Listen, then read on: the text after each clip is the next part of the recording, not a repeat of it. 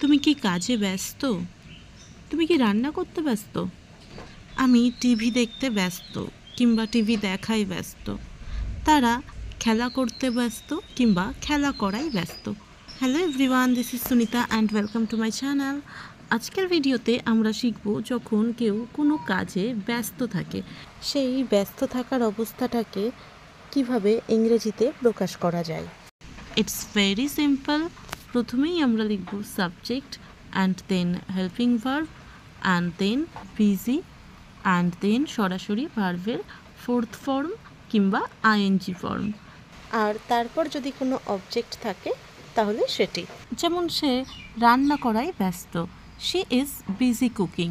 এখন যদি আমি সেন্টেন্সটিকে ইন্টারোগেটিভ করতে চাই, অর্থাৎ সে কি রান্না করায় ব্যস্ত, এখানে কিন্তু আমি সে কি রান্না করছে অর্থাৎ পদের নাম জানতে চাইনি। সে রান্না করছে কি করছে না সেটাই আমার জানার বিষয়। তো এরকম ক্ষেত্রে আমরা বি ভার্ব আর সাবজেক্টকে নিজেদের মধ্যে এক্সচেঞ্জ করাবো। তো প্রথমেই আসবে be verb and then subject and তারপরে বিজি আর তারপরে ভার্বের ফোর্থ ফর্ম। তাহলে সে কি রান্না করায় ব্যস্ত এর ইংরেজি হবে ইজ শি বিজি কুকিং। তুমি কি কাজে ব্যস্ত? Are you busy working?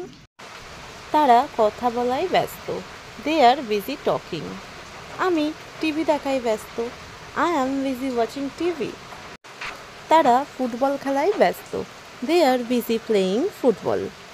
আমি পড়াতে ব্যস্ত, I am busy teaching. What are you busy doing now? If you can tell, then write the sentence in the comment box. Thank you for watching and please subscribe my channel. Bye bye.